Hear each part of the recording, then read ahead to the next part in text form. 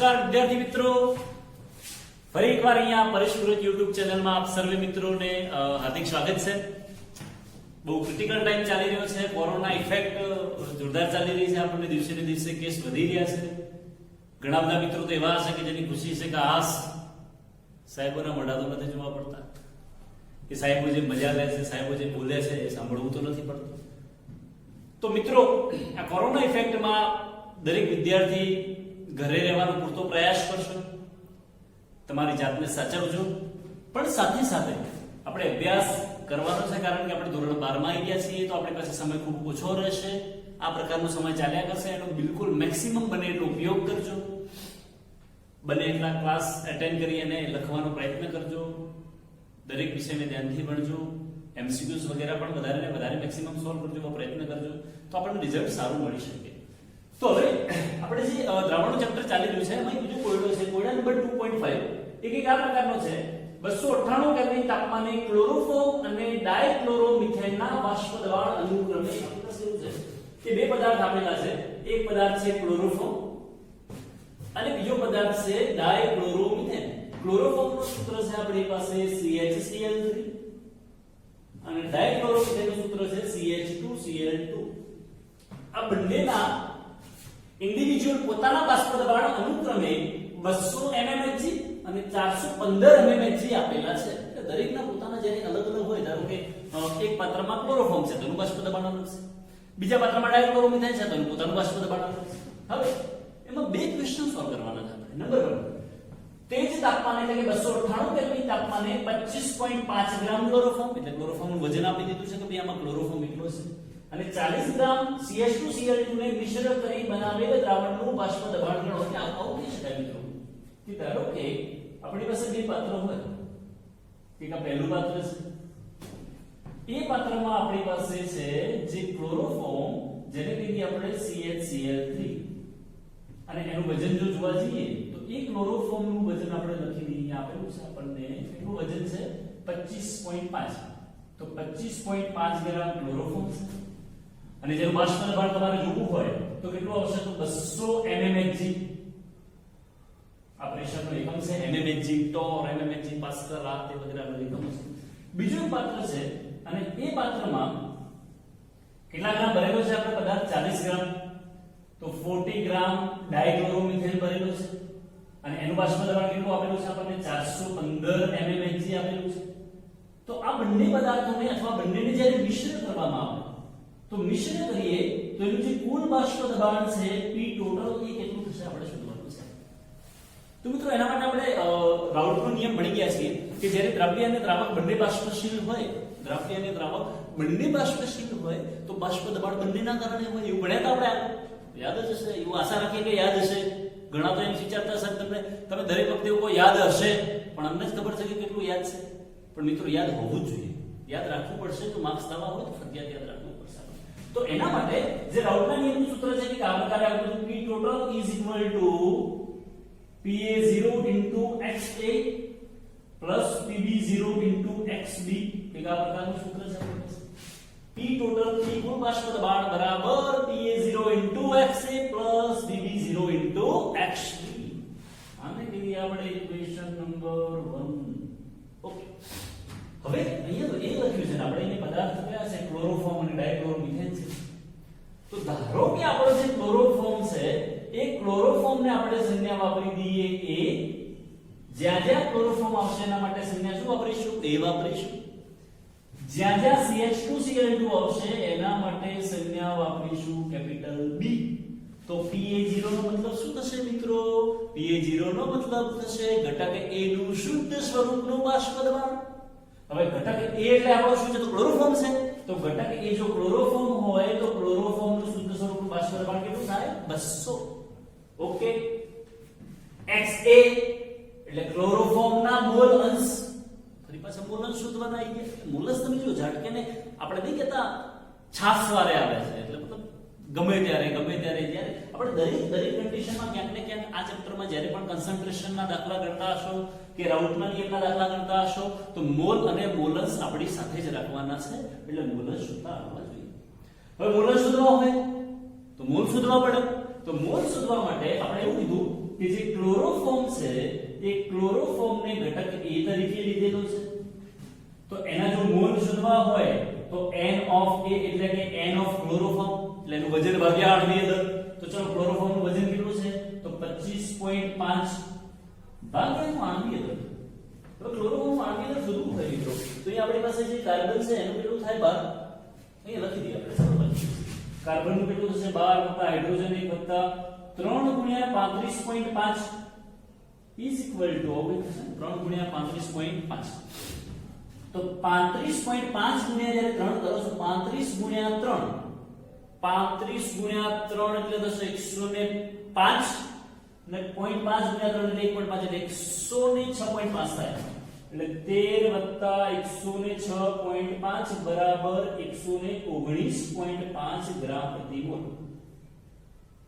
આ શું મળી ગયું આપણને ક્લોરોફોર્મ નું આણ્વીય દળ. તો એ ડિવાઇડ કરી નાખીએ 119.5 તો ઇઝ ઇક્વલ ટુ જ્યારે કેલ્ક્યુલેશન કરો છો મિત્રો 25.5 ભાગ્યા 119.5 ઇઝ ઇક્વલ ટુ 0.21 એવું લખી દઈશું. n of A is equal to એટલે કે ક્લોરોફોર્મ ના મોલ બરાબર મળી ગયા આપણને 0.213. ઓકે, આના મોલ મળી ગયા એ જ રીતે આના મોલ શોધવા પડશે. કોના તો ડાઇક્લોરોમિથેન. તો જ્યારે ડાઇક્લોરોમિથેન ના મોલ શોધવાના થાય મિત્રો બિલકુલ ધ્યાનથી ભણજો. ક્વેશ્ચન એકદમ સહેલા છે, આમ આવડી જવા છે, એનસીઈઆરટી વત્તા જ ક્વેશ્ચન છે. તો ક્લોરોફોર્મ માટે જેમ A ધારેલું છે આપણે એમ ડાઇક્લોરોમિથેન માટે આપણે અહીંયા કહી દઈએ શું આવશે B. તો n of B is equal to એનું વજન ભાગ્યા આણ્વીય દળ. તો વજન કેટલું છે 40 ગ્રામ અહીંયા આપેલું છે આપણને. ડાઇક્લોરોમિથેન નું વજન આપેલું છે 40 ગ્રામ ડિવાઇડેડ બાય એનું આણ્વીય દળ એટલે 12 વત્તા 2 ગુણ્યા 35.5 એટલે અહીંયા કેટલા થશે 71 અને 14 એટલે એનો મતલબ થાય 85 ગ્રામ પર મોલ. 85 ગ્રામ પર મોલ. તો ડિવાઇડેડ બાય કેટલા આવશે 85. તો 40 બાય 85 એટલે 0.5 થી થોડા કંઈક નીચે આવશે. 40 ભાગ્યા 85 0.470. ઓકે, તો ટોટલ જો મોલ શોધવા હોય n total is equal to Na plus Nb. Na plus Nb is equal to 0.213 plus 0.470. તો 0.470 plus 0.213 કરવામાં આવે ત્યારે આન્સર આવશે 0.683. ચલો તો ટોટલ મોલ મળી ગયા જો આપણને તો મોલસ તો મળી જાય. તો આ સૂત્રમાં જ્યારે કિંમત મૂકવામાં આવે સમીકરણ નંબર ઇક્વેશન 1 માં કે P total is equal to PA0 એનો મતલબ ઘટક A એટલે કે ક્લોરોફોર્મ નું શુદ્ધ સ્વરૂપનું બાષ્પ દબાણ કેટલું આવશે 200 into XA એટલે ઘટક A ના મોલ ભાગ્યા કુલ મોલ. ઘટક A ના મોલ ભાગ્યા કુલ મોલ. તો ઘટક A ના મોલ એટલે ક્લોરોફોર્મ ના મોલ કેટલા છે આપણી પાસે 0.213 ડિવાઇડેડ બાય કુલ મોલ કેટલા 0.683 પ્લસ ચલો PB0 એટલે 415 બ્રેકેટમાં B ના મોલ ભાગ્યા કુલ મોલ. તો B ના મોલ એટલે કેટલા આવશે 0.470 ડિવાઇડેડ બાય ટોટલ મોલ કરવામાં આવે તો કેટલા આવશે 0.683. તો કેલ્ક્યુલેશન કરવામાં આવે મિત્રો આપણો આટલો જે ભાગ છે એને એવું પણ કહી શકાય. આટલો જે ભાગ છે એને કહેવાશે PA. આટલો જે ભાગ છે એને શું કહેવાશે PB. મિત્રો યાદ રાખજો PA0 XA એટલે શું થાય PA. PB0 XB એટલે શું થાય PB. તો પહેલા 200 ગુણ્યા 0.213 ડિવાઇડેડ બાય 0.683 એટલે આપણો આન્સર આવે છે 62.37 62.37. જ્યારે P ટોટલ શોધતા હોઈએ તો આપણને આ PA મળી ગયું. ચલો PB શોધવું છે તો 415 ગુણ્યા 0.47 divided by 0.683 is equal to 285.57 is equal to answer આવશે આપણો 347.94 mmHg. આ શું મળી ગયું આપણને P ટોટલ. આપણો ક્વેશ્ચન જુઓ ધ્યાનથી, ક્વેશ્ચન જોશો તો આપણને હવે સમજણ પડશે કે શું શોધવાનું. આપણે ક્વેશ્ચનમાં એવું કીધેલું છે કે જ્યારે 298 કેલ્વિન તાપમાને 25.5 ગ્રામ ક્લોરોફોર્મ અને 40 ગ્રામ CH2 Cl2 ના મિશ્રણને મિશ્રણ કરવામાં આવે તો દ્રાવણનું બાષ્પ દબાણ શોધો. તો બિંદુ શોધી ગયો આપણે. પણ અહીંયા એક બીજો ક્વેશ્ચન છે મિત્રો, બિલકુલ ધ્યાનથી સમજજો. અગત્યનો ક્વેશ્ચન છે. બીજા નંબરનો જે ક્વેશ્ચન છે એ થોડો ધ્યાનથી સમજવા જેવો છે, જેના સૂત્રોની પણ આપણે ચર્ચા કરી છે, પણ ઇમ્પોર્ટન્ટ વસ્તુ છે. બાષ્પ કલામાં દરેક ઘટકના મોલન્સ ગણો. બાષ્પ કલામાં દરેક ઘટકના મોલન્સ ગણો. તો અહીંયા જે XA અને XB લીધા છે આપણે, એ દ્રાવણમાં ઘટક A અને ઘટક B ના મોલન્સ છે. પણ બંને ઘટકો બાષ્પશીલ હોવાને કારણે એ બંને ઘટકો બાષ્પકલામાં પણ હાજર હશે. તો બાષ્પકલામાં જ્યારે હાજર હોય છે એ વખતે એના મોલન્સ કેટલા હશે એ આપણે શોધવાના છે. તો એના માટે એક સૂત્ર લખાય છે, આપણે ડાલ્ટનનો નિયમ લખાયેલો છે. તો એ ડાલ્ટનના નિયમ મુજબ કંઈક આ પ્રકારના સૂત્ર હતા. તો ડાલ્ટનનો નિયમ કંઈક એવું કહે છે કે ધારો કે આપણી પાસે PA શોધવું, અથવા PA બરાબર આવું ને YA * P ટોટલ. જ્યાં Y એટલે શું? તો ઘટક A ના બાષ્પકલામાં મોલસ PA, ઘટક A નું આંશિક દબાણ partial pressure of compound A, PT total pressure. હવે આપણે આ શોધવાનું છે Y. તો Y ને કરતા બનાવીએ તો YA = PA / P total = PA કેટલા મળશે? તો અહીંયા જો મિત્રો આપણે લખ્યું કે આ જે છે એને શું કહી શકાય? PA 0 * XA. તો આપણને આ જે મળ્યું છે એને PA જેવા છે. તો 62.37 ભાગ્યા P total આન્સર મળે છે આપણને 347.94 ઓકે. તો 62.37 divided by 347.94 is equal to 0.179. એટલે એપ્રોક્સિમેટ એવું લખું છે કે 0.18. આ શું મળી ગયું? ઘટક A ના બાષ્પકલાના મોલન્સ. તો Y ની શોધવા હોય અથવા ઘટક B ના બાષ્પકલાના મોલન્સ શોધવા હોય તો 1 - 0.18 is equal to 0.72. Y option મળી ગયો આપણને B મળી ગયું. કારણ કે કોઈ પણ ઘટકના મોલન્સનો કુલ સરવાળો હંમેશા કેટલો હોય? એક જ હોય. તો કદાચ એવું પણ થઈ શકે કે YB = PB/PT. તો PB ની જો કિંમત તમે જોશો તો 285.57 ડિવાઇડેડ બાય ટોટલ કેટલા છે? 347.94. તો આન્સર આવી જાય છે અહીંયા 0.72 નહીં, અહીંયા કેટલા આવશે? 0.82. ધ્યાનમાં રાખજો મિત્રો, 1 - 0.88 એટલે કેટલા આવશે? 0.82. તો Y of B બરાબર કેટલા મળી ગયા? 0.82. Y of A બરાબર કેટલા મળી ગયા? 0.18. તો આ પ્રકારના પણ ક્વેશ્ચન આપણને પૂછાઈ શકે. NCERT નો ક્વેશ્ચન છે, બોર્ડ માટે ખાસ ઇમ્પોર્ટન્ટ છે.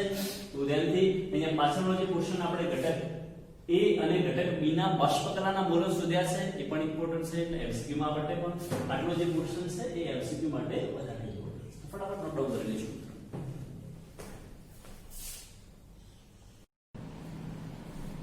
ઓકે મિત્રો, તો બીજો ક્વેશ્ચન છે આપણી પાસે લખાણ સંબંધિત ક્વેશ્ચન 2.8. આપણે બિલકુલ સિમ્પલ અને સરળ કન્સેપ્ટ છે, એને આધારિત જ છે, જે આપણે લાસ્ટ એક્ઝામ્પલ ગણ્યો એને આધારિત છે. 350 કેલ્વિન તાપમાને શુદ્ધ પ્રવાહી A અને B ના બાષ્પ દબાણ અનુક્રમે 450 અને 700 mm Hg આપેલા છે. આપણી પાસે બે પ્રવાહી છે, એક ઘટક A છે, બીજો ઘટક છે B.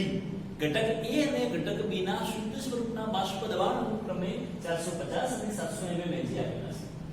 જો કુલ બાષ્પ દબાણ 600 mm Hg આપેલું હોય, કુલ બાષ્પ દબાણ આપણને આપેલું છે P ટોટલ, તો પ્રવાહી મિશ્રણનું સંગઠન શોધો. સંગઠન એટલે કે એમાં ઘટકનું પ્રમાણ કેટલું છે એ આપણે શોધવાનું છે. એ ક્વેશ્ચન પૂરો નહીં થઈ જતો, ક્વેશ્ચન બાકી છે. વળી બાષ્પકલામાં સંગઠન શોધો. આપણે જે લાસ્ટ એક્ઝામ્પલમાં જોયું કે ભાઈ બાષ્પકલામાં કઈ રીતે સંગઠન શોધાય પણ શોધવાનું છે. તો પહેલા તો આપણે જ્યારે રાઉલ્ટના મિત્રો એ પ્રશ્ન થાય કે રાઉલ્ટના બે નિયમો છે આપણી પાસે. તો બે જુદા જુદા નિયમોમાંથી રાઉલ્ટના કયા નિયમનો ઉપયોગ કરવો? તો જ્યારે બંને ઘટક બાષ્પશીલ હોય ત્યારે આપણે જે અત્યારે ભણીવા જઈ રહ્યા છીએ એ સૂત્રનો ઉપયોગ કરવો. પણ જ્યારે એક ઘટક બાષ્પશીલ હોય એટલે કે દ્રાવક અને બીજો ઘટક અબાષ્પશીલ હોય એટલે કે દ્રવ્ય, તો કયા સૂત્રનો ઉપયોગ કરવો?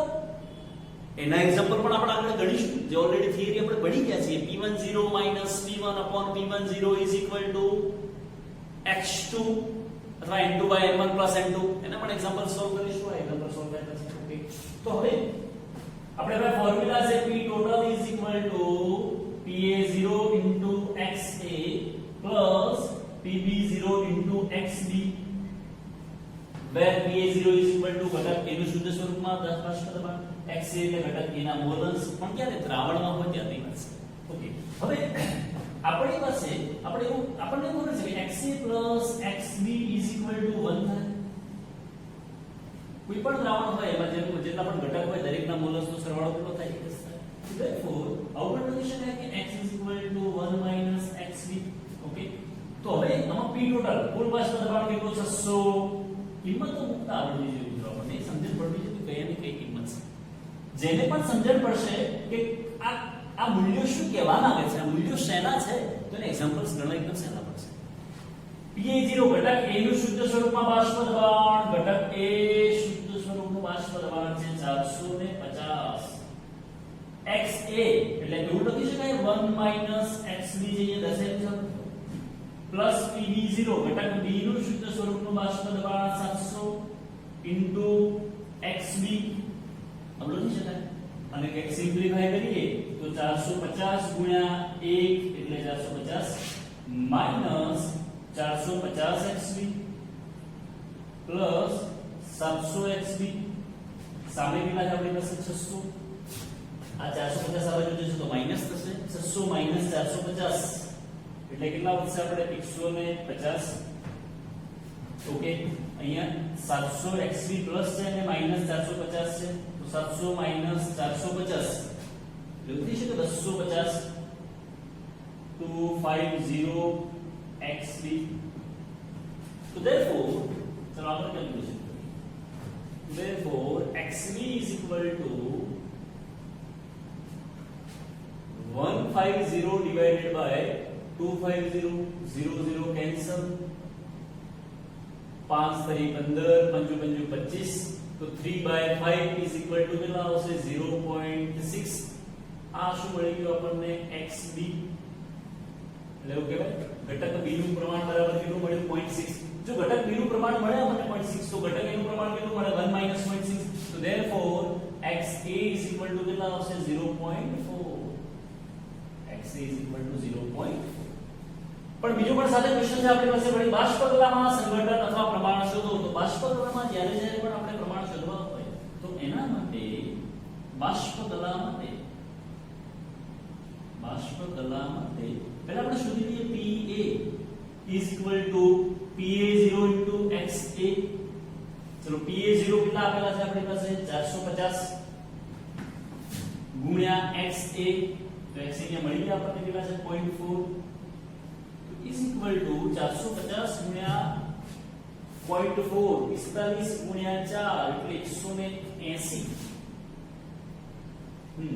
એટલે 180 450 ગુણ્યા 0.4 એટલે 180 થાય.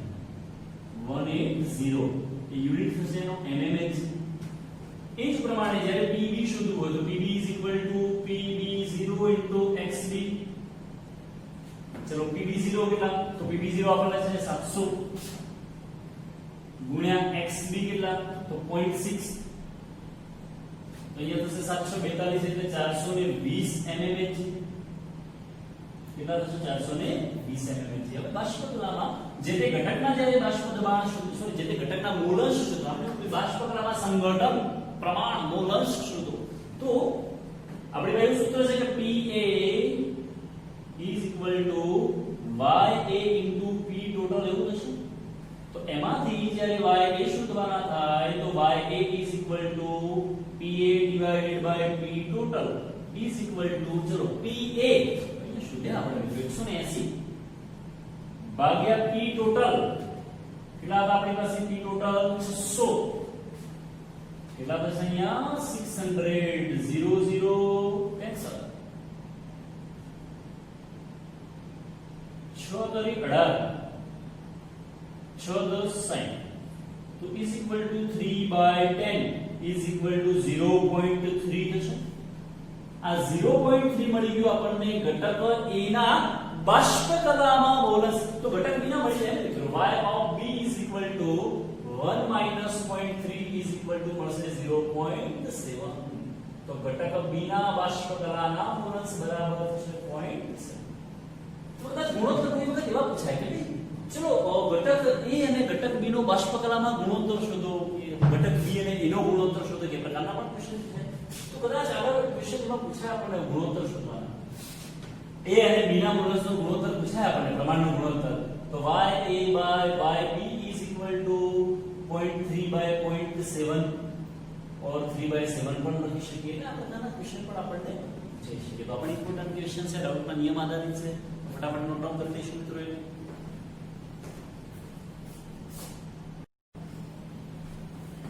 ઓકે વિદ્યાર્થી મિત્રો, ફરી આપણો એક એક્ઝામ્પલ છે એક્સરસાઇઝ નો 2.7.